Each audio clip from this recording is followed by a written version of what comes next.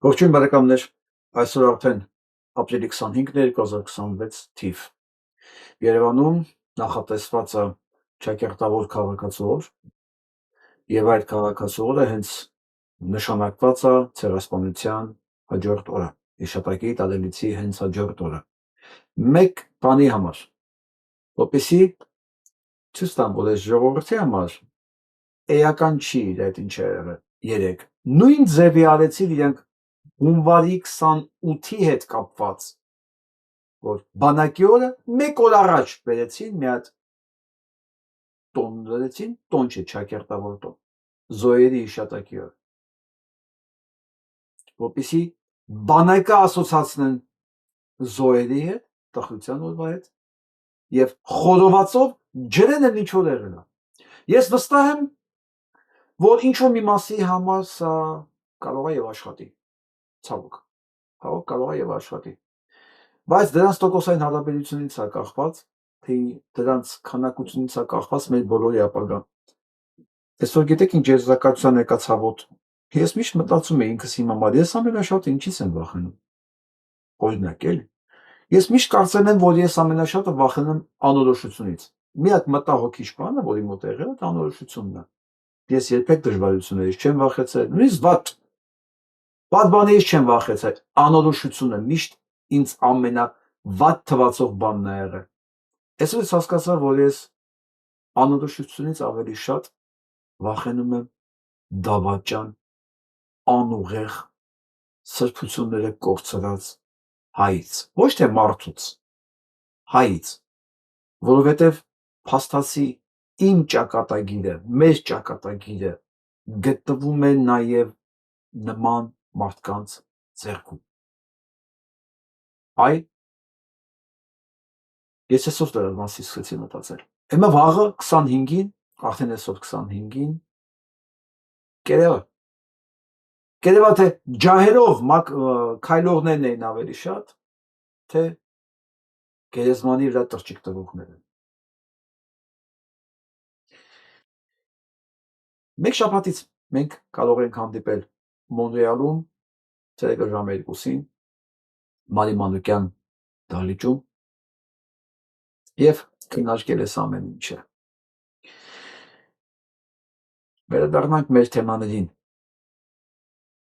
Երբ որ պահը եկավ, որ մենք տեսանք, որ ջահ կրողները, հիշատակի ջահը վառ պահողները ավելի քիչ են, քան այդ գերեզմանների վրա սքի վրա տրճիկ տվողները, նշանակում է մենք պետությունը կորցրել ենք, ոչ թե պետությունն ենք միայն կորցրել, մենք մեր ապրելու իրավունքն ենք այլևս կորցրել։ Արդեն կորցրել ենք, մեզ պետք չի պատերազմով գրավել, տապալել, վերացնել, բոլորովին դրա կարիքը չկա։ Մենք արդեն ինքնաոչնչացման ենք գնում։ Այ վաղը արդեն այսօր կներեք, դե մեր մոտ դեռ 24-ն է դրամալ եմ ես վաղը ասում անընդհատ։ Այ Նիկոլ ամեն ինչ անելու է, որ մեր ցույց տա, որ մենք այլասերված ենք, որ մենք թքած ունենք ամենանվիրական զգացումների վրա, մեր ծնողների, մեր տատերի, պապերի վրա, որ ինքը ճիշտ է, որ ինքը իրանց անունից իրավունք ունի փայլի բոլորի բերանը։ Ու ասի իր տեքստից իմ այս հատվածներ չեմ ուզում բերեմ, մենք դա մասին խոսալու ենք, ես ուզում եմ այլ մարդկանց, բնակ Ֆրիդրիխ Նանսենի խոսքերից բերեմ։ Մարդկության պատմության մեջ չկա մի բան, որ իր հավասար ունենա 1915 թվականի սկսված հայկական ջարդերի հետ։ Փաշինյան Նիկոլի համար կա, դա սեփական իշխանությունն է։ Եվ նրանք, ովքեր թվում են, թե ցեղասպանությունն արդեն անցել է, դրանք հետևում են, դրանք 100 տարի առաջ են եղել, կամ ինչ եղավ, վերջի անգամ եղավ ասեն 23 թվականին, 20 թվականին։ Ես այդ կարգի սրբությունները եւ ուղեղը եւ բարոյականությունը կորցրածներին ասում եմ, արա պարտադիր չի, որ սրանք մտնեն ձեր տուն եւ անեն այն, ինչ հիմա են անում։ Պարտադիր չի, սա լինելու է։ Եվ ցավոք իմ նմանների ճակատագիրը գտնվում է նաև ձեր ձեռքերում, եթե դուք հանկարծ շատ եղաք, ոչ միայն ձեր տանն է լինելու այն, ինչ որ հիմա ստեղ է իրականացում, այլ նաև իմ տանը։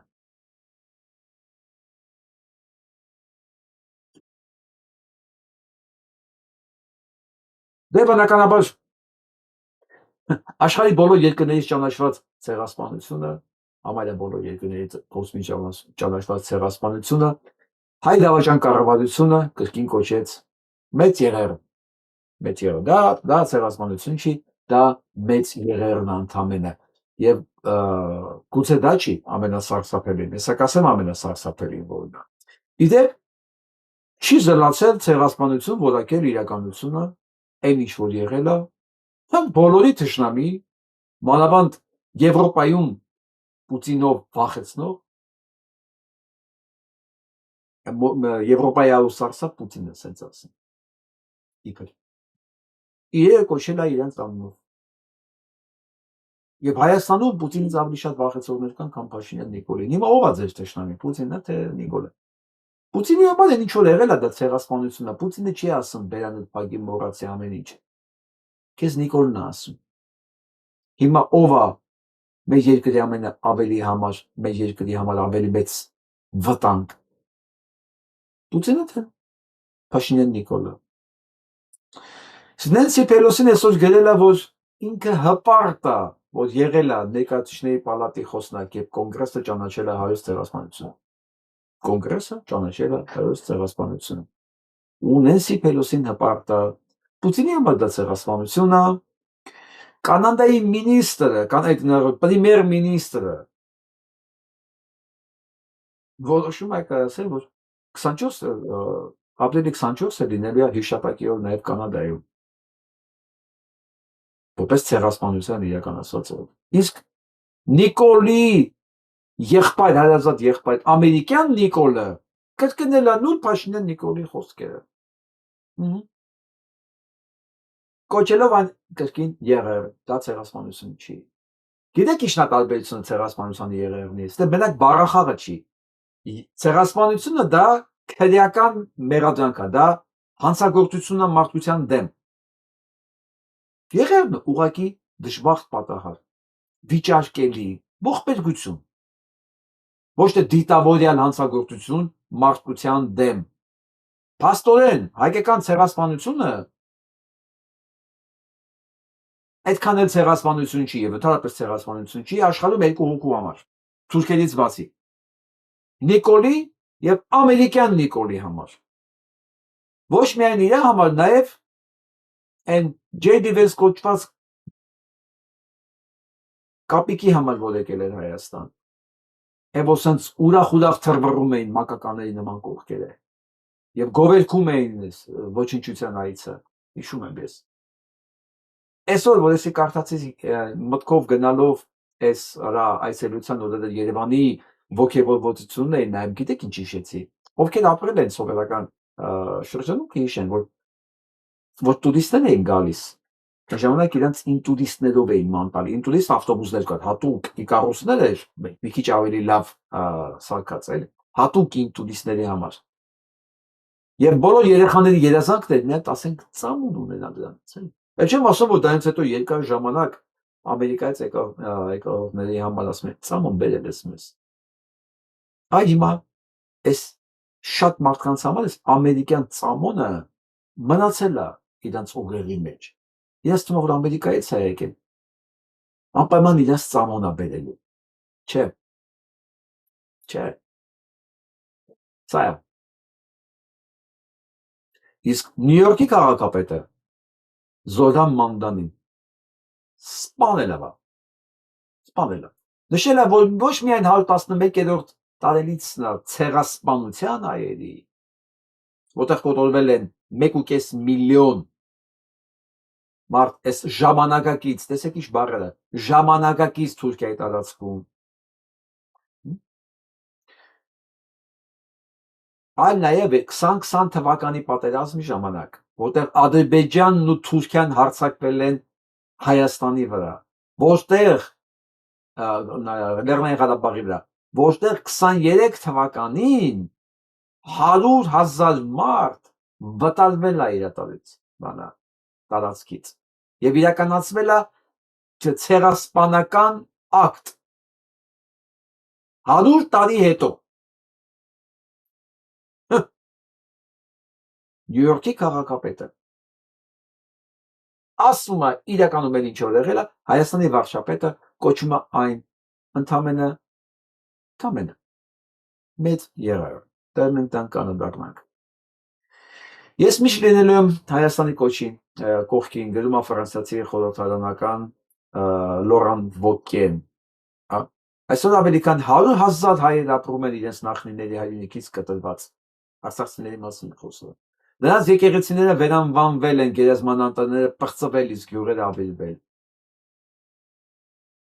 Մենք պաշտպանում ենք Հայաստանը, մենք պաշտպանում ենք ավելին, քան պարզապես Հայաստանը, մենք պաշտպանում ենք քրիստոնյա ժողովրդի գոյության իրավունքը մի տարածաշրջանում, որտեղ այն փոքրամասնություն է։ Մենք պաշտպանում ենք ժողովրդավարությունը մոլեռանդությունից։ Ես միշտ լինելու եմ Հայաստանի կողքին գրել ան։ Իսկ հիմա տեսնենք Հայաստանի վարչապետը ինչ է ասում։ Հայաստանի վարչապետը այսօր այս ելույթով կարդացել է մահավճիռը Հայաստանի։ Այո։ Որ մենք այսօր պետք է մտածենք, գիտեք, մտածենք ու հասկանանք այդ ինչի եղավ։ Այս ինչի եղավ այդ ցեղասպանությունը, որին նվիրված է իրենց ամբողջ վերջի տարիների քաղաքականությունը, իդեպ։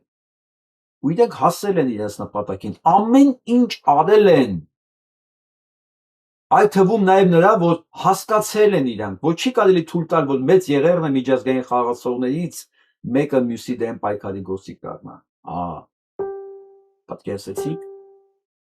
Սրա մտահոգությունն ինչ է։ Այս տեքստը ոնց որ թե Էրդողանը գրած լինի։ Այսինքն իրականացած ցեղասպանությունը պետք չի, որ միջազգային խաղացողների ձեռքի գործիք դառնա։ Դա Էրդողանի երազանքն է։ Այսինքն ինքն ասում է, դե լավ ինչ անենք, սպանելա։ Ինչի եք ասում, որ ինքը սպանել է։ Պատկերացնում եք մեկին, որի զավակին սպանում է հարևանը, այն մյուս հարևանն ասում է մարդասպան, ինքը վատ ազգում, ինչ անենք իմ երեխուն սպանել է։ Ինչի եք ձեր գործիքը, ձեր ձեռքին գործիք սարքում իմ դժբախտությունը։ Մի ասեք, որ նա մարդասպան է։ Ասում ես տեքստը գրել է Էրդողանը։ Ավելին, ասում է, որ մենք 19-րդ դարի սկսած ներգրաված էինք եղել ինչ-որ խարդավանքների մեջ, որն էլ բերեց ցեղասպանության։ Էրդողան 2 մեզ պատժել են։ Մենք արժանացել ենք ջարդի, ցեղասպանություն չէ, ջարդի, որը իր կուլմինացիան հասավ 1915 թվականին, որտեղ մենք խարդավանքների մեջ էինք ընկած,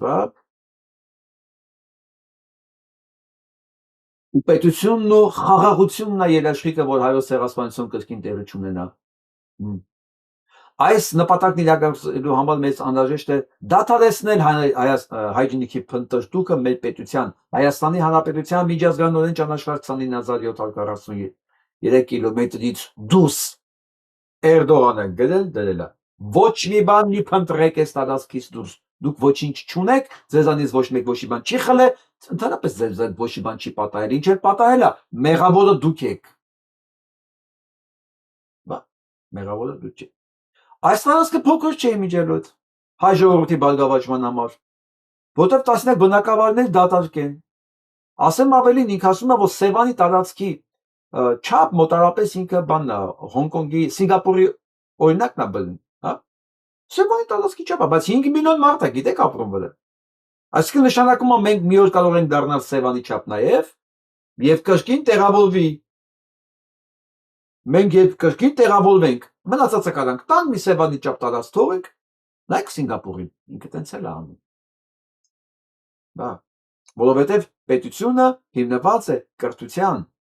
ինքնահայեցման, խաղաղության իր մարտակերտում ձգտումների վրա, ինչպիսի բառեր։ Այսօր իրենք ասում են Հայաստանի Հանրապետությունը առաջնորդում են հենց այդ ուղղությամբ։ Իրական Հայաստանի գաղափարախոսությամբ հասկանալով, որ խաղաղությունն, անվտանգությունն առաջին հերթին հարևաններին կարգավորված հարաբերություններն են։ Հիմնված միմյանց տարածքային ամբողջականությունը, ինքնիշխանությունը, սահմանների անխախտելիությունը եւ քաղաքականությունը, անկախությունը ճանաչելու վրա։ Ոչ մի բան չի ճանաչվել, եւ այդ քո հարևանները թքած ունենան քո ինքնիշխանությանն էլ, տարածքային ամբողջականության վրա էլ, քո երազած խաղաղության վրա էլ, քո տարածքային նույնիսկ նկարտումների վրա այդ 27-29700 քառակուսի կիլոմետրն էլ քոնը չի ըստ իրանց։ Բայց մի անուղեղ շերտի վրա սա կողը աշխատի, գուցե եւ աշխատի։ Այն ուժերը, որոնք հանդես են գալի կորսված հայրենիքը վերադարձնել պատմական սահմանների արտադրության վերականգնման կոչերով ու տրամաբանության, Հայաստանի Հանրապետություն դնում են 1878 թվականի Սան Ստեֆանոյի կոնֆերանսի ռելսերի վրա է սուր գնաց ասա։ Որի անխուսափելի վերջի կանգառը պետականության եւ հայրենիքի կորուստն է։ Դրան ասեք, որ միջև այդ մենք արդեն հայրենիք չունենք, պետականություն չունենք, ինչ Սան Ստեֆանո։ Մենք պետականությունը կորսել ենք վերջի անգամ Կիլիկիայում։ Մենք ի վերջո դուրս ենք եկել այս թակարդից, Հայաստանը կրկին այդ ուղղությամբ տանելու փորձերը պետության ժողովրդին ուղղված դեպի հրավերել են, դեպի կառապնարան, հազիվ դուրս ենք եկել այդ թակարդից, հազիվ Արցախը տվել ենք, հազիվ մեր Հայաստանի տարածքներն ենք տվել, դեռ պետքա տանք, որովհետև դրանք էլ թակարդ են, որպեսզի մենք հարևանների հետ հարաբերություններ ունենանք, որը խադը սխված է մի բանի վրա, փոխվստահության վրա։ Փոխվստահությունը գիտեք որն է։ Ինչ ես ուզում։ Արա քեզ կրակում, տալիս եմ էլի։ Վստահ չես վստահում, որ ես քեզ կտամ առանց կրակոցի։ Զոհերի եւ զոհությունների գնով մենք գտել ենք, վեր գտել ենք մեր հայրենիքը, այսինքն զոհերա տվել ամբողջ պատերազմի ընթացքում 20 թվականից մինչև 23 թվական, 24 թվական։ Զոհ որ մենք վերագտնենք այդ հայրենիքը Հայաստանի Հանրապետությունը։ Դա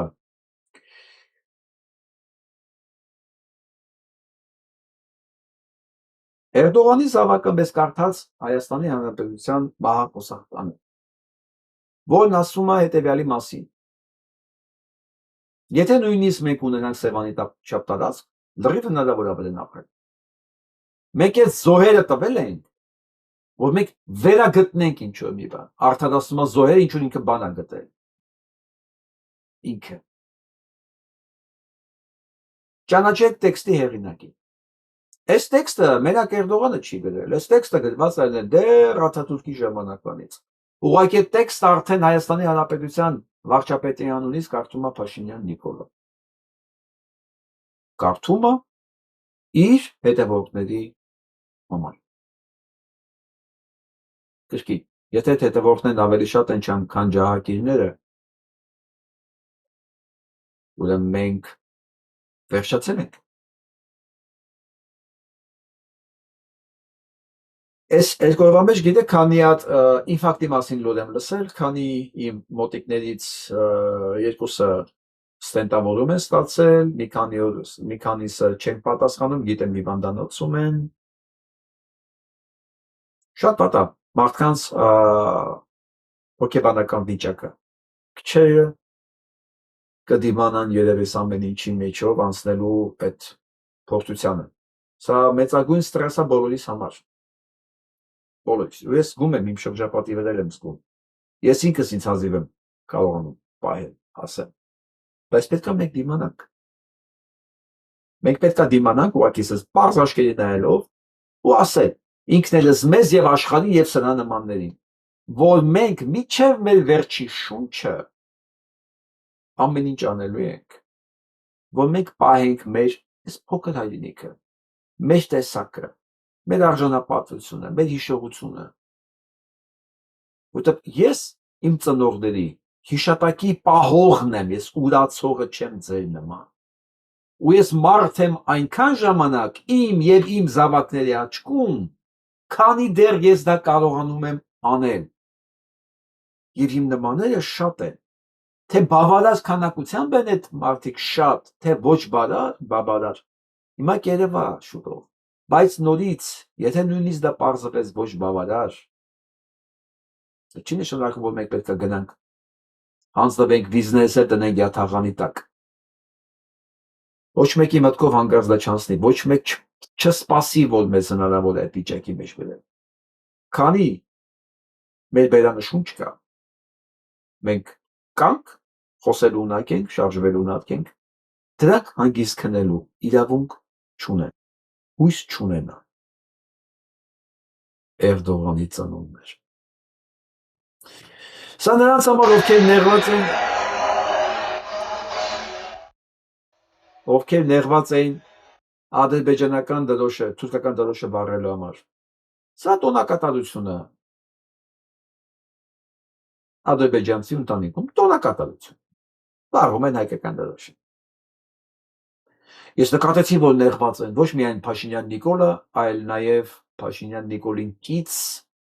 տականքները, որոնք պետք է ասեն նորից վերադասավորվում են, որոնք թե զգացել են, որ ինչ որ կարելի է ստեղել փող աշխատել գոնես մի ամսվա մեջ, գուցե նաև հետո, եւ սկսել են նորից էսենց կիսահղի վիճակում հանդես գալ, որ չի կարելի դրոշ վառել, դրոշ ինչի դեն չեք վառում, դե էս է մեր ընտրությունը, կա Փաշինյանն է, չկա Փաշինյանն է, դե գիտեք, պետք է ինչ որ մի խոսքով թուլանալ եւ հաճույք ստանալ այս process-ից։ Ես ձեզ տեսնում եմ բոլորիդ ես ուղարկելու եմ հենց որտեղ պետք է, ասել իմ հիշողությունից ոչ մի բառ, ոչ մի ակնարկ չի ջնջվում ընդհանրապես։ 1000 տարի անցնի, ես այս ամեն ինչը հիշեցնելու եմ։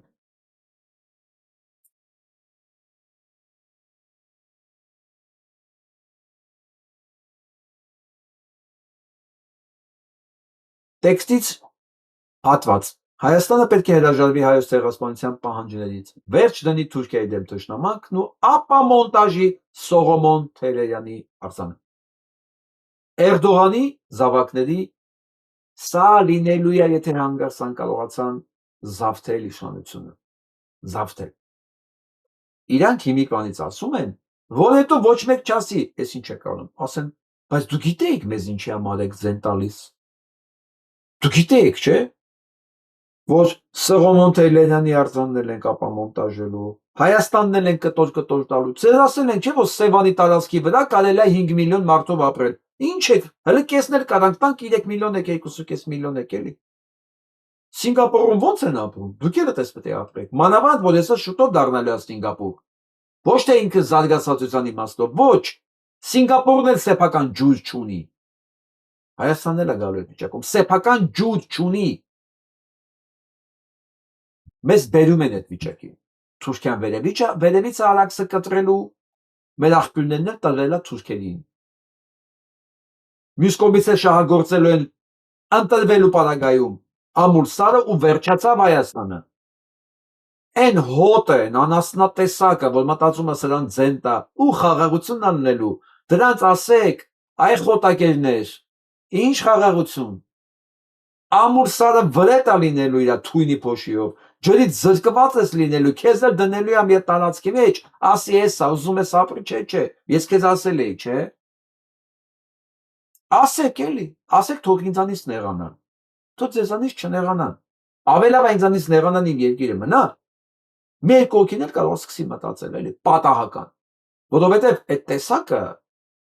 միջև իրան անձնական չկպնի, ինքը չի հասկանալու ինչ է կատարվում։ Ցանկացած գյուղացի, որ գյուղատնտեսությունով է զբաղվում, ձենը տվեց Փաշինյան Նիկոլին, նշանակում է ձենը տալիս է մի բանի, որ ինքը այդ կյանքում չի ունենալու ջուր, չի կարողանալու ոչ մի բան աճացնել։ Ինչ աճացնես թունավոր է լինելու, ինքը չի կարողանալու սպառի, նույնիսկ եթե աճացնի։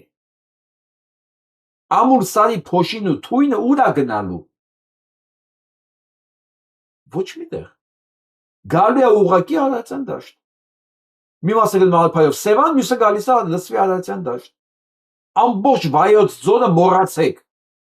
Ինչ գինու արտադրություն, ինչ խաղողի արտադրություն, մոռացեք ամեն ինչի։ Իսկ Վայոց ձորը ամենաթանկ տեղն է մեր այդ առումով։ Լավագույն մտքերը դեղ են արճում։ Լավագույն ոչ թե Արարատյան դաշտում։ Մոռանալու են միանգամից։ Պիտի մոռանան։ Ամեն մեկի ձեռը որ գնաց, ինքը պետք է ինքը դանով խաչակաշում իր ապագայի վրա։ Իր տնտեսության վրա, իր ընտանիքի տնտեսության վրա, ամեն ինչի վրա խաչակաշում։ Իրանց ասեք, թողերի նոր գնան ելի դնեն։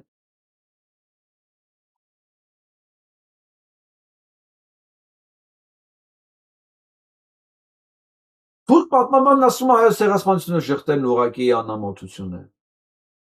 Պաստորեն Նիկոլը թուրք պատմաբանից թուրք է։ Հիմա մենք տենանք թուրք պատմաբանից թուրքը որքան հետևորդ ունի Հայաստանում։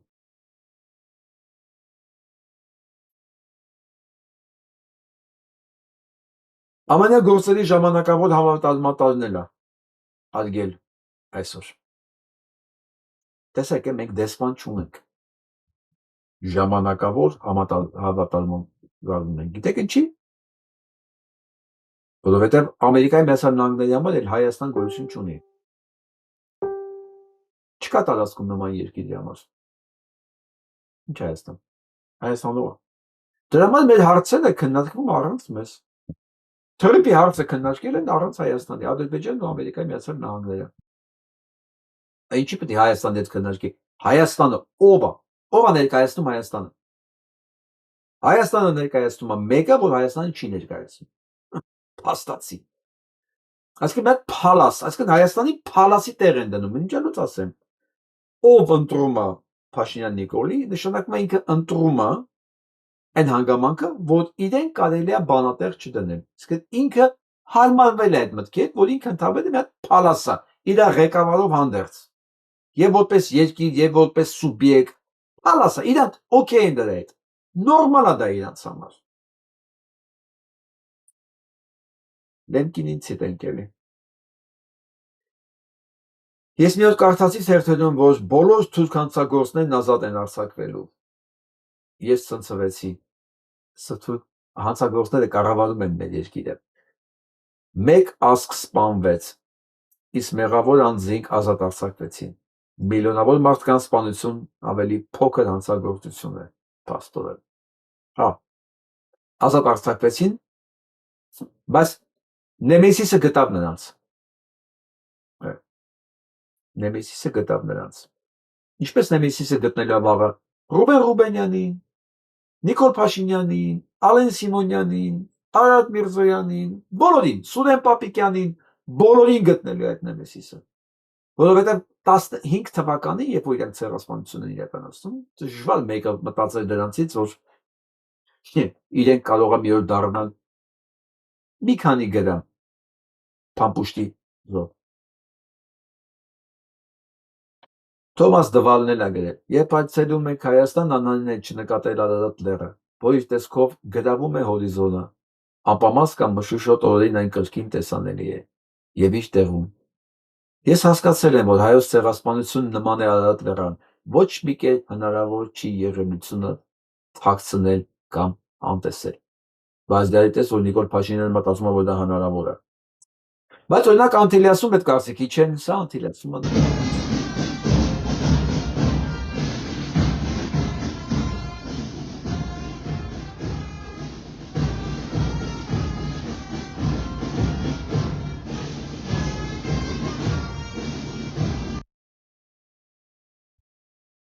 Դրա համար Փաշինյան Նիկոլը ամեն ինչ անում է, որ կտրի սփյուռքնել, եկեղեցիներն Հայաստանի հետ կապերի բոլոր միջոցներով։ Որովհետև այդ հրամանը ստացել է նույն Էրդողանից, չէ՞ ինքն ասեց, որ Հայաստանին սպառնում է երկու բան։ Արդեն Հայաստանի իշխանությունը իրանցն է եւ ասեց Հայաստանի ոնց ձևակերպեց Հայաստանին անկախության ինչ որ հույսեր են տալիս եկեղեցու արկայությունը դեռ եւ սփյուռքը։ Այսօր ես խոսում եմ բարեկամներից մեկին, որը ներկա եղել Փարիզի այդ հավաքին, որտեղ բավականին ազդեցիկ թվով եւ ազդեցիկ դիրքերով հայեր են հավաքված եղել աշխարհով մեկ։ Ասեց առաջի անգամ էր, որ տարաձայնություններ չկար։ Ինչ է իրանից ներկայացնում Հայաստանի իշխանությունը։ Առաջին անգամ էր, որ ամբողջ սփյուռք հասկացել է ամբողջ, որ Հայաստանը ղեկավարում են թուրքերի ծրագրերը իրականացնող մարդիկ։ Երբևէ ես չեմ հիշում, որ որևէ ղեկավարի անվան շուրջ նման կոնսոլիդացիա լիներ։ Ոչ Սերժ Սարգսյանի, ոչ Ռոբերտ Քոչարյանի, թերևս նրանք ոչ մեկն էլ Հայաստանը թուրքիա չէր տանում, երևի դրա համար։ Բայց չնայած այդ բռնություններին, դեմոկրատիայի բացակայությանը, Սփյուռքը երբեք սենց միաձայն չի եղել։ Այնպես որ ես դեռ չեմ ուզում առաջ ընկնել ասեմ, հեսա Սփյուռքը գալու է մեզ փրկի, բայց դա շատ կարևոր հանգամանք է, որ Սփյուռքում այլևս տարաձայնություն չկա, ինչ անում Փաշինյան Նիկոլը, ում ծրագիրն է իրականացնում, իսկ Սփյուռքը հզոր գործոն է, հզոր, այդ թե Իրանի մենք կարողանայինք Սփյուռքը որպես քաղաքական և տնտեսական գործոն ճիշտ թողնել են բառի համար օգտագործել, մենք կարողանայինք, իրանք էլ կարողանային իրանց օգտագործել, էլ իրանց ներուժը, օրը գալի է, սա էլ ախար քարակն է, հարգանքի տուրքեր մատուցել Հայոց Ցեղասպանության զոհերի հիշատակին, սա Երևանն է,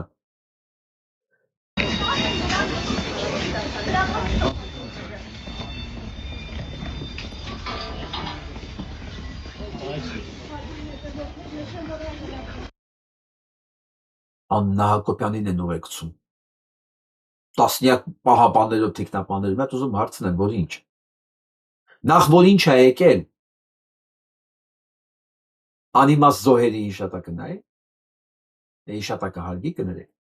չէ՞ որ ես ամեն ինչ իր համար անիմաստ զոհեր են եղել, մանավանդ որ իրենք էլ մեղավոր են եղել իրենց կոտորածի համար, ու երբ որ ես նայում եմ այս երիտասարդների սենց աշխուժ ես կողքից, իրանց այս կարևորությունը, ցուցադրաբար կարևորությունը էլի, ասենք իրանք ուղեկցում են ինչ որ մեկի, որի համար Հայաստան գոյություն չունի,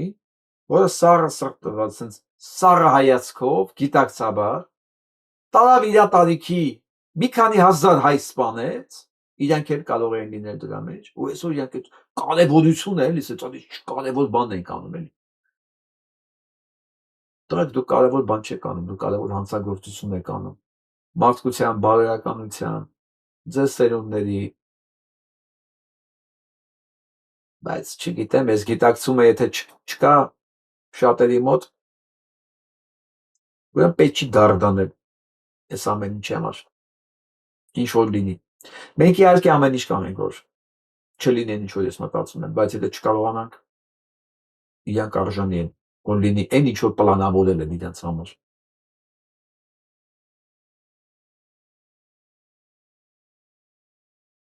սա խաղաղության երաշխավորն է Ալեն Սիմոնյանի, այո, ինքը քայլում է եւ Արցախի դրոշի, եւ Հայաստանի դրոշի, եւ Հայաստանի պատմության, եւ Հայաստանի տարածքային ամբողջականության, եւ ընդհանրապես հայ մարդու վրայով, անվանելով նրան առնետ, որին պետք է ուղղակի արմատախիլ անել նաեւ Երևանից, նաեւ Նիկոլ Փաշինյանն ընտրողներ, Ալիևը ուզում է նաեւ Երևանը, ինքը այսօր բարձ ասել է Երևանը, ադրբեջանական Երևանը տվել են չգիտես ինչի հայերին,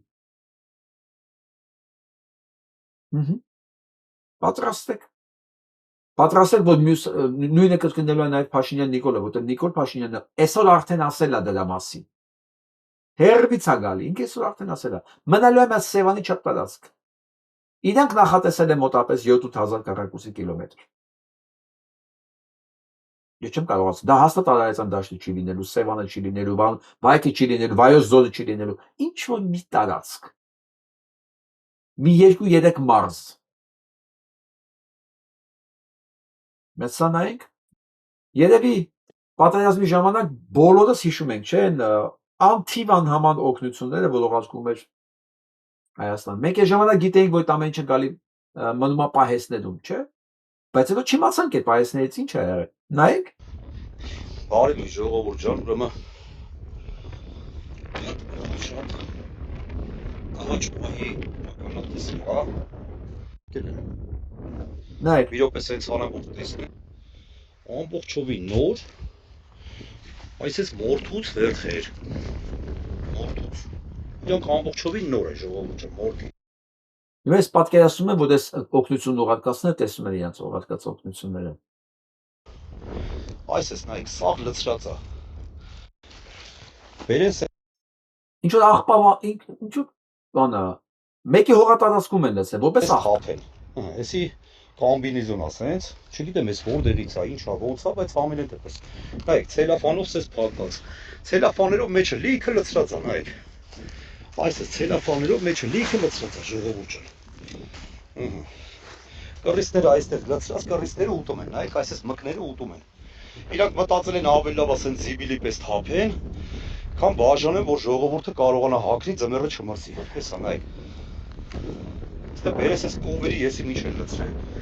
Աղբի պես նայեք, ցելոֆաներով լիքը լցրած է։ Ամենը դեպս, սես ցույց տամ ամբողջ վարչապետ կար էս Հայաստանի զոմբիների համար, որ ասում էր ավելի լավ է դուք ձեր տներից ուշլատներ, հակագազներ, կասկեք, եկալեք տարեք մեր զինվորներին տվեք, որ կարողանան պատերազմի դաշտում կռվեն։ Հիմա ես ուզում եմ ասեմ, այ ոչխար ջան, ուր են ձեր հետևողականությունը, չգիտեմ ես որտեղի ուշլատներն ու չգիտեմ ես որտեղի ինչ հագուստներ է, որ արա բերել են, թափել են, արա ամբողջովին նոր ապրանքները բերել թափել են, ու այսօր մեր զինվորները սահմանի կանգնած մրսում են։ Ոչ միայն զինվորներ, այս երկրի այն վատ ապրող մասը, որ հիմա այս սրան հաստատ ինքը ամեն վարքյան սիրով կդիմավորեր։ Հլստեն այք ամբողջովին նոր ապրանքները բերես զիբիլի պես այսպես թափել եք ամբողջովին նոր։ Բերել եք կովի մնացորդների հետ, նայեք, կենթանու օրգանների հետ թափել եք ցելոֆանով, հակագազ, այս վեշմեշոկներ, նայեք։ Այս մարդը պատահական է տեսել, որ իր հողատարածքում են լցել այս ամեն ինչը։ Պատկերացնում եք, ամբողջ սփյուռքը ով ինչ ուներ, միջև վերջի կոպիկը, միջև վերջի հագուստը, ով ինչ ուներ, ուղարկում է վստահ, որ սա գնում է հասնի մեր զինվորին, որը մեր երկիրն է պաշտպանում։ Այս տականքներն ինչ են արել սրանք։ Այս մյուս տեսանյութը, որ արդեն գիշերն է հրապարակել, տեսեք ինչեր է գտել։ Ուրեմն նորից բարի երեկո ժողովուրդ ջան։ Ուրեմն ով չգիտի մի հատ տեղեկացնեմ ինչի մասին եմ հիմա խոսելու։ Այսպես կանգնի էլի, ընկերս խնդրեմ այսպես կանգնի, սենց կանգնի, всё։ Ուրեմն տեղեկացնեմ ինչի մասին եմ խոսելու ժողովուրդ ջան։ Ուրեմն նայեք ժողովուրդ ջան։ Ես Հայանիստ գյուղում եմ, այսօր ցերեկն եմ եկել այստեղ։ Ուրեմն եկել եմ իմ հողատարածքը նայեմ, մի պահ եկա այստեղ, ուրեմն ինչի ականատես եղա։ Ամբողջ հողիս կողքը, երևի որ սուտ չասեմ, մի 3 գրուզավիկ զինվորական հագուստ ա լցրած, զինվորական հագուստ։ Ու հիմա այդ զինվորական հագուստները ես ցանկանում եմ արի որ Wi-Fi։ Հիմա ձեզ վիդեո անեմ, էսի այն մարդկանց համար, ովքեր չեն տեսել։ Նայեք, հիմա այս զինվորական հագուստները ես ձեզ ցույց եմ տալիս։ Իրա, մի քիչ հետ կայնի լույս են գնի վրան։ Հիմա ցույց եմ տալիս ձեզ ժողովուրդ ջան։ Ես եկա Երևան իմ զինվորական ընկերներից մարդիկ զանգեցին ինձ, ասին Արտակ ջան, գանք ես զինվորական հագուստերից ջոգենք, ինչա, մաքուր է, ինչա, իշի, ընտրենք մեջերից, վեկալենք, տանենք մեր զինվորները սահմանում ոչ մի ֆորմա չունեն, ոչ ամենայն դեպս տաքությունա պետք, կեսա պետք, կենա պետք։ Հիմա ես ձեզ ցույց եմ տալիս այս զինվորական հագուստները, որը գտնվում է Հայանիստում որպես աղբի պես ամբողջովին նոր զինվորական հագուստները լցրած։ Նայեք ժողովուրդ ջան։ Էսի այն մարդկանց համար եմ ցույց տալիս, ովքեր դեռ չէին տեսել։ Նայեք։ Արի նայ, սա սենց 2 գրուզավիկ լցրած է։ Նայեք, ընդեղ, ստեղ, այսեն, սա զինվորական ուրեմն բաշխորներն է, նայեք։ Ինքը մորթիով ու լրիվ նոր է օծակ։ Նայեք, սենց նոր կամս մեշոկներ։ Ուրեմն ես հիմա մի հատ բան եմ ցույց տալիս, այս ինչա իմացողները արդեն կհասկանան, թե այս ինչա նշանակում։ Ամերիկայից է ուղարկած։ Նայեք։ Իմ պատկերացումով սա Ամերիկայից կամ Սփյուռքից Donated, Ամերիկայից նվիրատվություն է։ Նվիրատվությունը սա Ամերիկայից։ Եկած օգնությունն է պատերազմի ժամանակ Հայաստանին։ Դուք պատկերացրեք, էս իմ կարծիքն է։ Չեմ ասում որևէ մեկը ասեց, բայց այդ կարծիքս կարայև իրականություն լինի, հեսա չգիտեմ ինչա գրած, նայեք պատկերացումը կազմեք ժողովուրդ ջան։ Իմ կարծիքով սա Սփյուռքի օգնությունն է Հայաստանին պատերազմի ժամանակ։ Նայեք ցելոֆաններով ամբողջովին նոր, լրիվ նոր են։ Ինչ տեսնում եք նոր է ժողովուրդ ջան, ահա։ ամբողջովին նոր ուպակովկա արած բաճկոններ է։ Էսի տեսեք, ուրկաները սաղ տակ, այսպես լիքը դրած, նայեք, վեշ օկները, նայեք, այս դիմակները ամբողջովին նոր, հեսա, ես կառուպկան ցույց տամ, դուք նայեք արդեն հասկացեք, էսի որտեղից կարա եկած լինի։ Էս էլ կառուպկեքը։ Ես պատկերացնում են երեխեքը, որ փող էին հավաքում, ով ինչ ուներ վաճառում էր փողոցներում, դպրոցներում, քոլեջներում, ինստիտուտներում, ամբողջ հայկական աշխարհը, ամբողջ աշխարհով դրանով է զբաղված։ Ես հիշում եմ, որ մի հատ տղա կար բանում Ալմավիրում, ընկույզ էր վաճառում,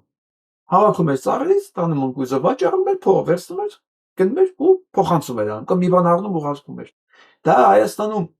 ինչի եմ ես տեսել եմ այդ դեպքի, ամբողջ աշխարհում երիտասարդները էլ փողոցում մեքենա են լվում, էլ չգիտեմ ունեցածներից։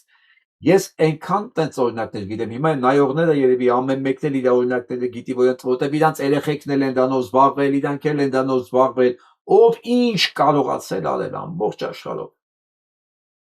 Եկել է Հայաստան, սանք ուղարկել են աղբասկը։ Սարունակությունը բան նայեք սոսկալի։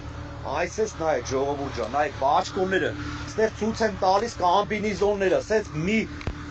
թափ թազա, նայեք ցելոֆանները, բաները վրան, իր բիրկաները վրան։ Նայեք, ասես բաճկոններ է։ Այսպես։ Ուրեմն հիմա այս գեոլոկացիան կուղարկեմ ժողովուրդ ջան, հիմա իմ զինվորական ընկերս եկավ, ասեց Արտակ ջան, գնանք նայեք, էս ինչ է նշանակում։ Նայեք։ Օ, հələ մի հատ բան ցույց տամ ձեզ, նայեք ինչ է այստեղ, չգիտեմ, էս ինչ աստղ է, էս ինչ պլյուս, ինչ է էսի է։ Հələ նայեք, էս ինչ է։ Անուն ազգանուն դպրոց հասցե։ Անուն ազգանուն մարզ դպրոց հասցե։ Նայեք, սես թղթերով, սես լիքը։ Էս ինչ աստղ, էս ինչ է, չեմ հասկանում, էս ինչ էր, սենց ամբողջովին նոր սենց բաներ է։ Հետ ինչ է ախպերս։ Նայեք, բռոնի ժիլետը ժողովուրդ ջան, նայեք։ Այս բռոնի ժիլետների պակասից ինչքան երեխա զոհվեց։ Այս տականքն ասում էր տունը ով ինչ ունի, կասկա բռոնի ժիլետ հավաքեք գնացեք Արցախ։ Մինչդեռ ուղարկած բռոնի ժիլետները աղբի տեղ տալ թափել։ Ու ինչքան երեխա զոհվեց պարզ բռոնի ժիլետ չունենալու պատճառով։ Բոլորը բայրակտարի բեկորներից։ Բռոնի ժիլետներ են, ինչ են։ Բռոնի է էսի։ Ինչ։ Ոյ ժիլետա։ Մեր զինվորական աղբերն ասում, ես չեմ հասկանում, ամենայն դեպս։ Ուրեմն ամբողջովին նոր ցելոֆաններով բերել են, սես լցրել են, նայեք, ցելոֆանները հանեմ։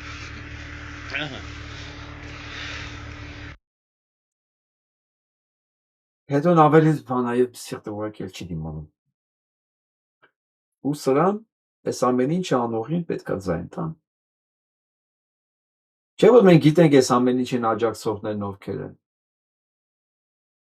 Չէ՞ որ դրանք մեր շրջապատում են, մեզ հասանելի են։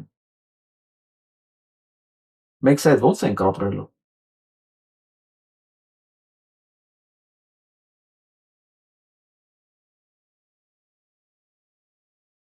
Հովհաննես Իշխանյանը առաջարկում է հաջորդ անգամ վառելուց ԿՊ-ի լոգոն նույնպես։ Վառել սերնդե սերուն։ Ես լրիվ համաձայն եմ։ Թուրքիայի դրոշի հետ պետքա վառվի, այս տարի պետքա վառվեր, ու հավերժ պետքա վառվի, վաղը մենք ունենալու ենք անկախություն անպայման։ Թուրքիայի դրոշի հետ,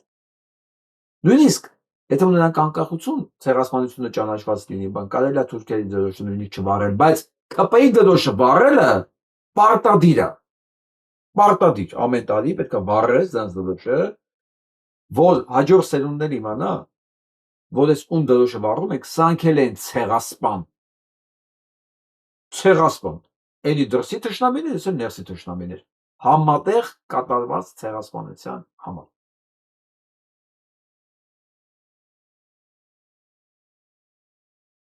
Արցախում վանդալիզմի դեպքերը գերազանցել են 1000-ը, Սա մշակութային ցեղասպանությունը, Հովիկ Ավանեսյանը հաշվի գրել։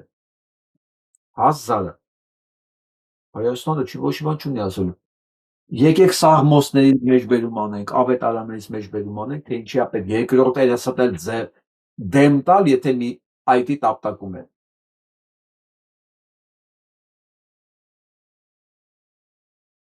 Ես անդադ մտածում եմ, այս մարդիկ ոսանարը պաժակսում են, այս դեպքերի մասին չգիտեն, թե իրանք նորմալ են համարում։ Քանի որ ես մարդու չեմ ճանաչում, բայց ես գիտեմ, թե իրապես դրանք կան։ Իրանք սա նորմալ են համարում, թե սա մասին չգիտեն։ Բայց դուք հարցեր եք եկել։ Իմ անունը Հայկույի Հայկազի Մարգարյան, պատերազմի եռակի մասնակից, Մահապարտների կանանց խորհրդի նախագահ։ Իմ տատիկը երբ ես փոքր երեխա էի, ինձ պատմել է, թե թուրքերը ոնց են մորթեր իր աչքի առաջ իր ծնողներին եւ ասել են, որ ինքն է լակոտա սովետ կսատկի ձեռք չտակ։ Ցավոք, այսինքն ոչ թե ցավոք, բարեբախտաբար իմ տատիկը Որփանոցում մեծացել է, եկել, հասել է Հայաստան, բայց ամեն անգամ ինձ պատմություններ էր պատմում, թե թուրքերը իրենց գլխին ինչ օրիններ են դրել եւ ասում էր, բալաջան, այս ազերիները թուրքեր չեն, սրանք թուրքի մնացուկներն են եւ թուրքերը հարստացել են հայերի ունեցվածքով։ Այդքանը։ Նույն բանն արել են 20 թվականին, 23 թվականին, 16 թվականին ովքեր ձեռքերն ընկել է։ Հիշում եք, պապիկ տատիկ իրենց համար տան մեջ Թալիշում ոնց էին մորթել 16 թվականին ապրիլի 4-ի ժամանակ։ Սա նույնն է։ Ու իրանց համար դա ոչ իրենց համար դա հպարտություն է։ Ու դա անողները համարում են Ադրբեջանի հերոսներ։ Նիկոլ Փաշինյան ընտրողներ։ Պատրաստեք դիմավորելու Ադրբեջանի հերոսներին։ Դուք իրանց համար նվեր եք ուղղակի։ Նվեր։ Երբ ամեն տարի գալիս եմ այստեղ, նախ ես հուզվում եմ, կներեք, եւ յուրաքանչյուր հայ պարտավոր է հարգելու այս հիշատակը, վառ հիշատակը մեր անմեղ զոհերի, որը կոչվում է ցեղասպանություն, եւ մենք հայը այն ազգն է, որ շատ պատերազմների միջով անցավ եւ քանի այսպես ցեղասպանությունների միջով անցանք։ Եվ ես շատ եմ ցավում։ Դուք երեխաների թոփիկներ ունեք, նրանց պատմում եք ձեր բացի նշանակությունը։ Չէ, առաջի անգամ այսօր որ ֆիլմ էի նայում, ինչեւ այստեղ գալես, երեխան 7 տարեկան է, փոքր է էլի, դեռ ինքը, տենց թորնուհիս 7 տարեկան է, ասեց տատիկ ինչ ես լացում, իր մաման իրան ասեց, որ այսպիսի բան է եղել, բալես։ Իմացի տատիկը դրա համար է լացում, դե երեխա է էլի, բոլոր դեպքերում երեխային շատ բան, այդ փոքր երեխան չի կարելի նման բաներով, ճիշտ է, թուրքերը իրանց երեխաներին հենց ծնված օրվանից են դաստիարակում հայերի հետ ոնց պիտի վարվեն, բայց մենք բոլոր դեպքերում երեխաներին նման ձևով չենք դաստիարակում։ Իսկ ինչ կարծիք ունեք այն մտքեր, թե իշխանություններն ասում են, որ արդարության վերականգնման կոչին անընդունելի։ Ես դες ասեմ, ես քաղաքական հարցերով չեմ զբաղվում։ Թույլ տվեք, իմ կարծիքն է, որ ես չգիտեմ ոնց կորոշեն, ինչ կանեն, բոլոր դեպքերում ես որպես հայ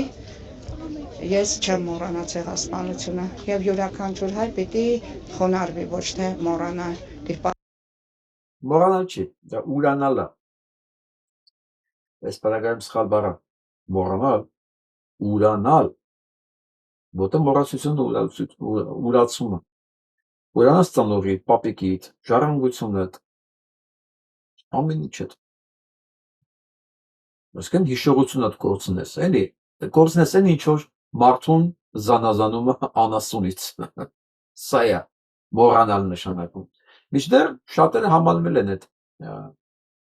անասուն լինելու գաղափարի հետ։ Հարմար է տենց երևի։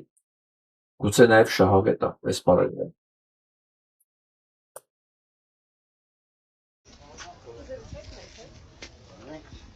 Ներկայանեք։ Միքայել Անդրեասյան, Օթաչու, առաջ եմ Օթաչու, հիմա Օթաչու չեմ արդեն։ Ամեն տարի եք գալիս Ծիծեռնակաբեր։ Անպայման, բացած օրվանից։ Մենակ 3 տարի չեմ եկել, որ սովորել եմ Խարկովում։ Իսկ ինչ եք մտածում, երիտասարդությունը միշտ պետք է գա Ծիծեռնակաբեր։ Անպայման։ Եթե վաղը պետք է գնան էշեշ նստեն ընդ խորոված ուտեն, հետո ես դրանց ջահելություն չեմ համարում։ Դրանք թուրք են։ Դուք օդանչի եք եղել, որտեղ եք։ Ստեղ ուտել է։ Այո։ Իսկ ինչ եք մտածում, հարգանքի տուրքը միշտ պետք է լինի հայերի մոտ, անգամ 111 տարի հետո։ Կապ չունի։ Ընդմիշտ։ Իշխանությունները պահի տակ փորձում են շատ չխոսել ցեղասպանության մասին, այդ մասին ինչ կասեք։ Այդ իշխանությունը թուրք է։ Ես կարող եմ այդպես ասել։ Դրանք իրոք թուրք են։ Եթե խորը մտածեք ու կգտնեք, որ իրանց թող մի օր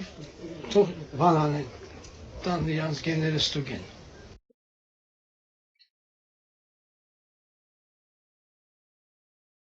Այսօր պաստորեն կաթողիկոսն էլ այցելել են, որի այցելման տեսարանը մեկը հանել է։ Պատկերացնում եք։ Վերապարի այցելության տեսարանը հանրային հեռուստատեսությունը մոնտաժ արել, որ հանկարծ մարդիկ չտեսնեն, որ վերապարն են անտել։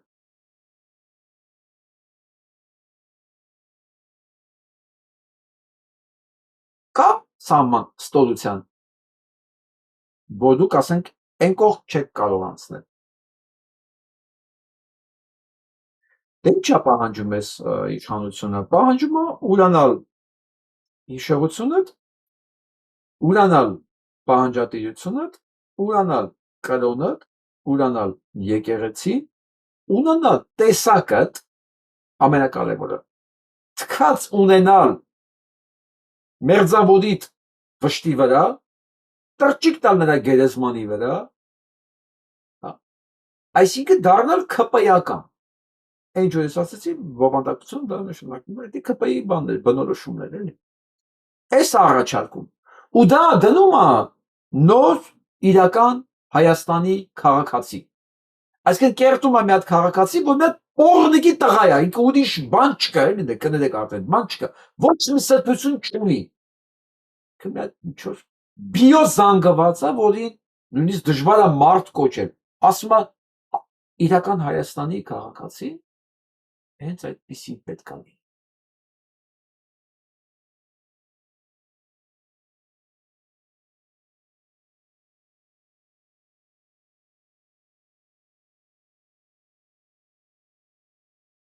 Հանել են կայքից նույնիսկ Ծիծեռնակաբերդի հուշահամալիրի կայքից են հանել, որովհետև որ դրել են, այս տականքն ասում է, ես չեմ իմացել, որ դրել են, էսի տնօրենն է, տնօրենի ժամանակավոր պաշտոնակատարն է, նայեք սրան, Ժորժ ջան, նայեք,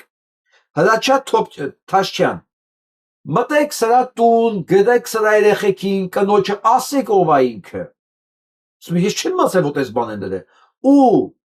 կայքում այդ ամեն ինչը այցելության մասին ինֆորմացիան տեղադրողներին հանել են աշխատանքից։ Սա այսեն տականքն է, որ ասում ես ամեն ինչ կանեմ, ես ինչ իրավունք ունեմ չանելու, ինչ ասի վարչապետը, ինչը ներդաման, ամեն ինչ անելու են։ Ժողովուրդ ջան, դուք հասկանում եք, մենք թուրք ենք աճացնում մեր կողքին, մտածելով, որ իր գործողությունները մեզ վտանգ չի բերելու մեր համար։ Մենք չենք կարող ապրել թուրքի կողքը, թուրքի հրամանները կատարողի կողքը եւ իլյուզիա ունենալ, որ մենք անվտանգ միջավայրում ենք ապրում։ Որտեւ դա իլյուզիա է, նույնիսկ եթե այդ պահին դա անվտանգ է, ուղղակի այդ պահին անվտանգ, վաղ ինք իրականացնելու էլի նույն թուրքի հրամանը։ Այսինքն դու չես ենթարկվում օրենքին, դու չունես կանխատեսելիություն, դու ոչ մի բանից ապահովագրված չես, այս մարդուն ով է ճանաչում։ Մտեք վաղը ինչ հնարավոր է ասեք իմ անունից։ Իրան, իր երեխեքին, իր կնոջը, իր ով ունի ինքը, թող ունի ինչ, ասեք ով է սա, ասեք ով է, ասեք դուք տա մեջ ով ունեք։ Սրանք պետք է բակում, չգիտեմ, աշխատանքի միջավայրում, քաղաքում քայլելու հնարավորություն չունենան։ Այսինքն վախենան, որ այդ պատահական անցորդը ճանաչել է ու թքելու է երեսներին։ Այսպես պիտի լինի, հասկանում եք, չենք կարող մենք sense լոյալ լինել եւ մտածել, որ մենք անվտանգ միջավայր ենք մեր համար ստեղծում։ Չենք կարա։ այդ լավամարդ լինելու կոդեքսը հանենք էլի մեր մեջներից։ Դա մեր տունը քանդել է։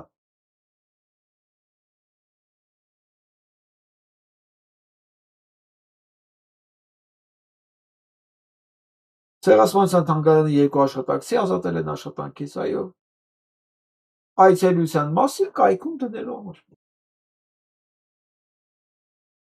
Վերջ, վաղը թանգարաններ են փակելու։ Վաղը ով բողոքեց թանգարանի համար, իրան են հանելու, թանգարանը վերածելու են հայոց պատմության թանգարան։ Ցեղասպանություն բառը վերանալու է։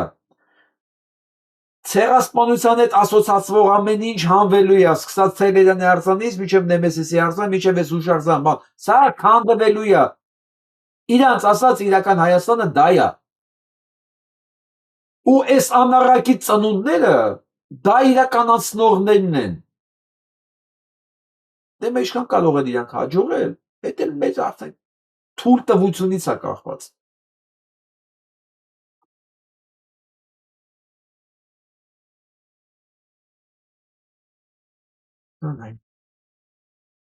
Որևէ հարց չառաջացրի։ Ցեղասպանության թանգարան ինստիտուտի տնօրենի սկանդալային հեռացումը կասկածի տակ է դրել գիտական այս հաստատության միջազգային ծրագրերը։ Վտանգված են պլանավորված գիտաժողովները աշխարհում հայտնի ցեղասպանագետների մասնակցությամբ։ Ես հրավիրված էի գիտաժողովի, բայց ես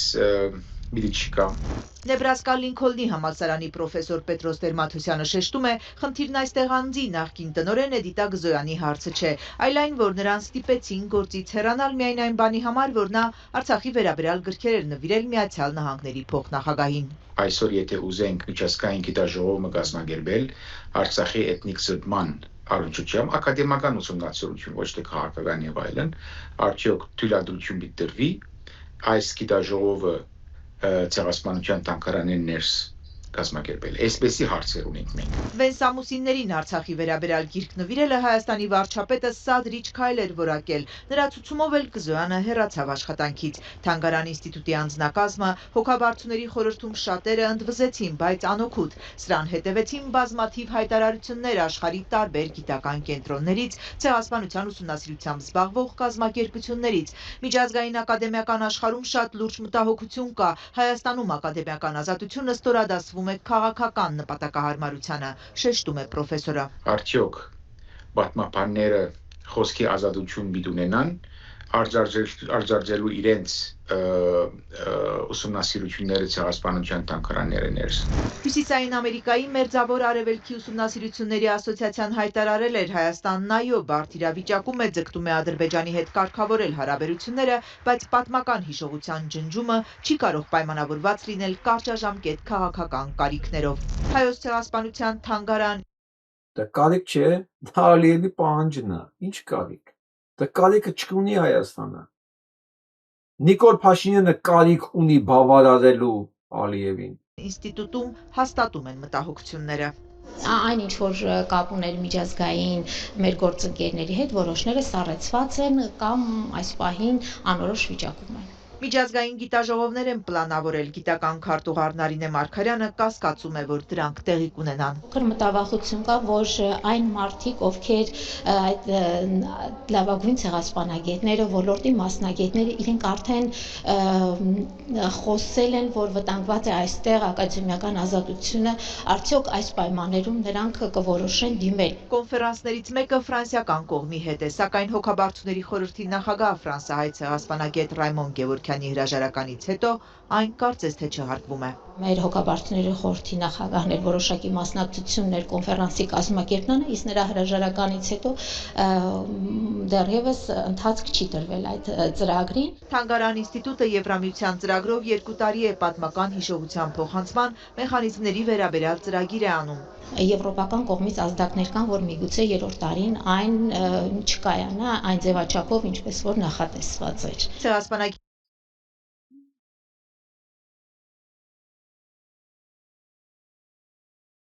Արցախի էթնիկ զտումը չէր լինի, եթե սրանք չուրանային ցեղասպանությունը։ Ես հիշեցնեմ, Արցախի էթնիկ զտումներից առաջ եղավ ցեղասպանության ուրացումը։ Հենց 23 թվականին, ապրիլի 24-ին, 22-ն նույնիսկ։ 22 թվականի ապրիլի 24-ին սրանք արդեն ջդել էին ցեղասպանություն բառը։ Արդեն հարց էին բարձրացնում, մենք պետք է հասկանանք ինչ եղավ։ Տենց է, հենց դու ուրանում ես քո ցեղասպանությունը, դու տեղ ես տալի նոր ցեղասպանության։ Էս հիմա էս ուրացումը մեծ մասշտաբների վրա բերելու է էս Հայաստան աշխարհի ցեղասպանության հերթական ակտին։ Չմոռանանք Ալիևը ըստ պայմանավորվածության Փաշինյան Նիկոլի հետ, սա որ եղավ իշխանության 300,000 իրանց ոստիկաններով, բաներով, ամեն ինչով բերելու է դնի Հայաստանում։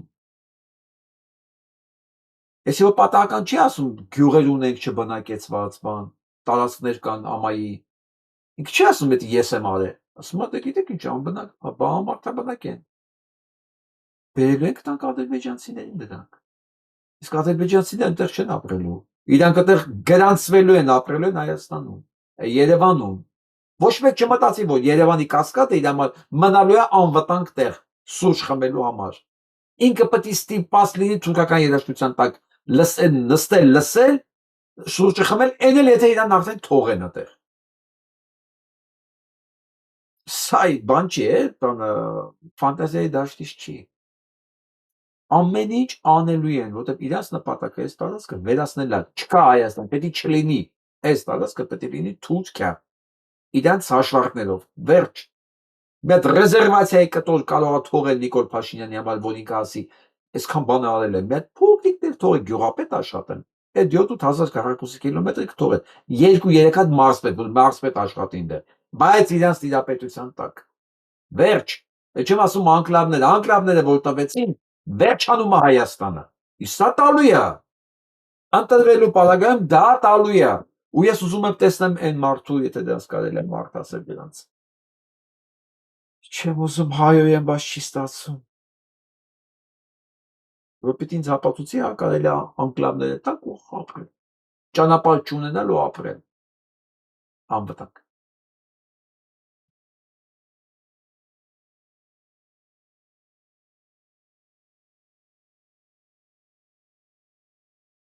Սա լսենք։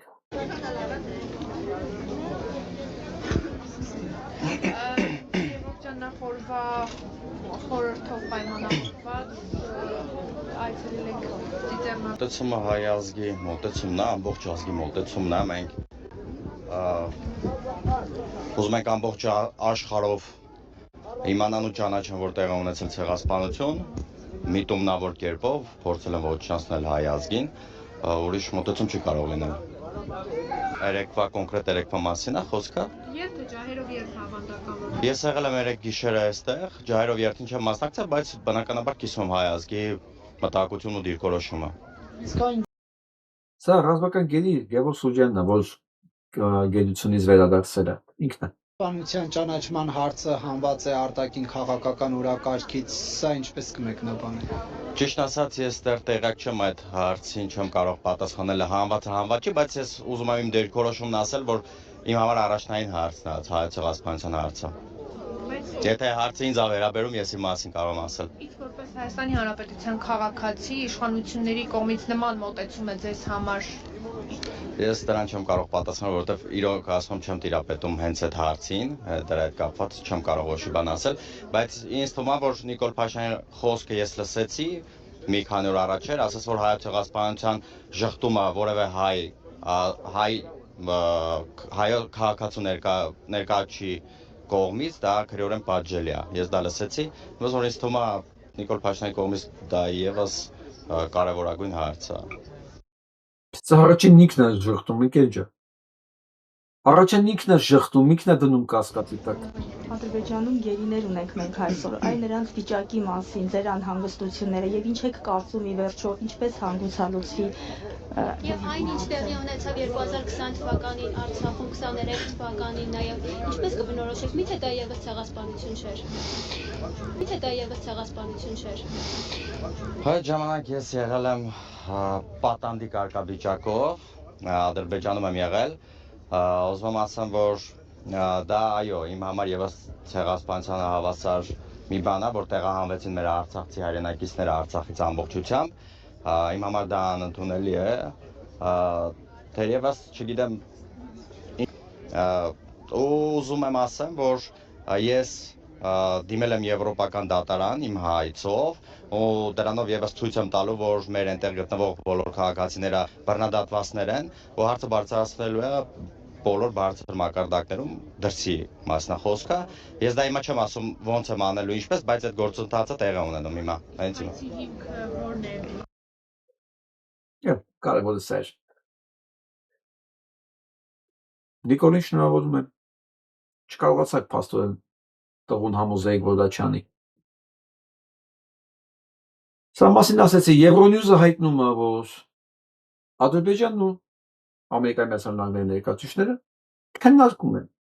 Թուրքիայի հետ կապված խնդիրները, չկան դե Հայաստան։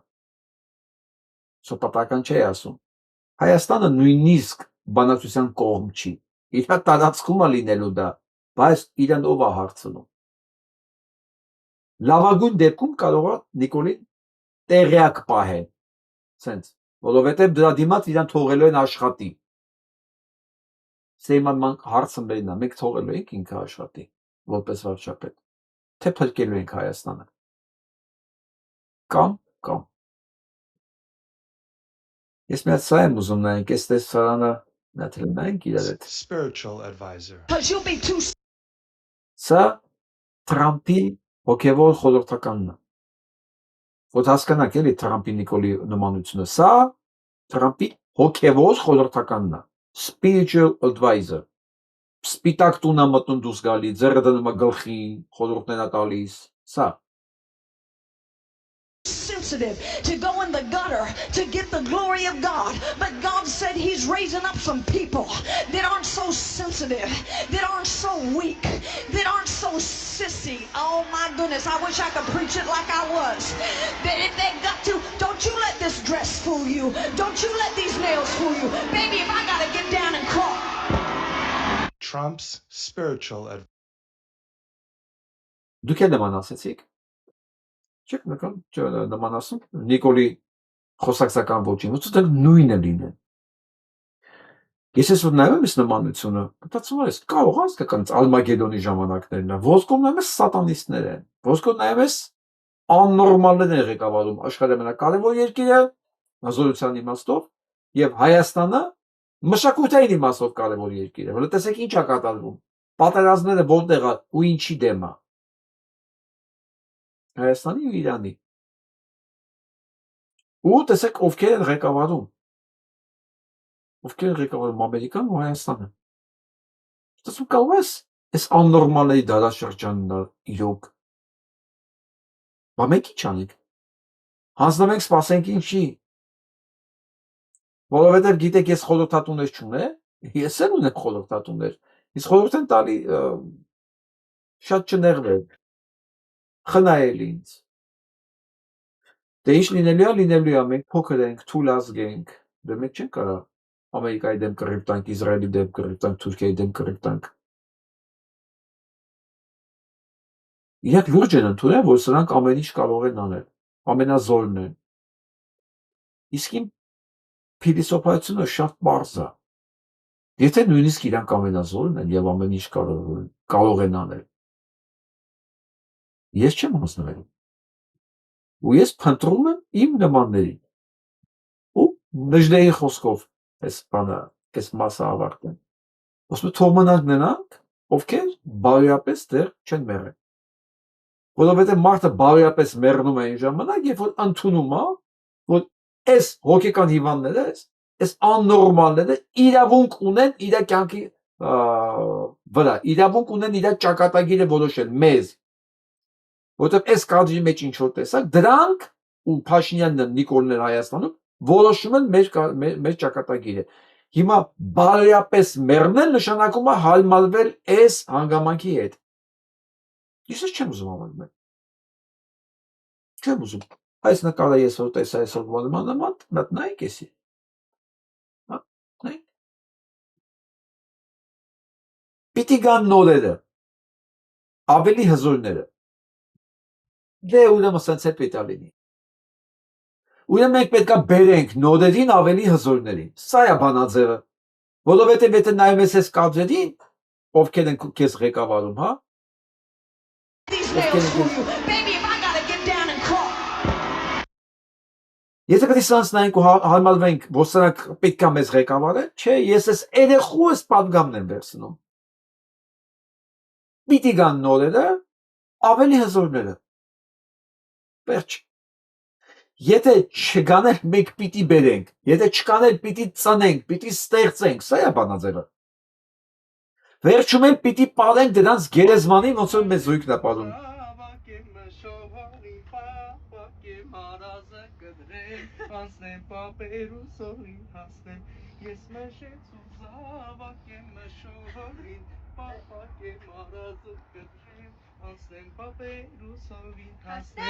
Բրավո։ Վերջ։ Սա է որոշումը։ Այս նոտայի վրա ես ունում ձեզ հրաժեշտ տամ։ Թող մնան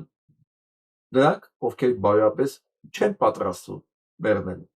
Այսօրվա համար այսքանը, լավ մնացեք։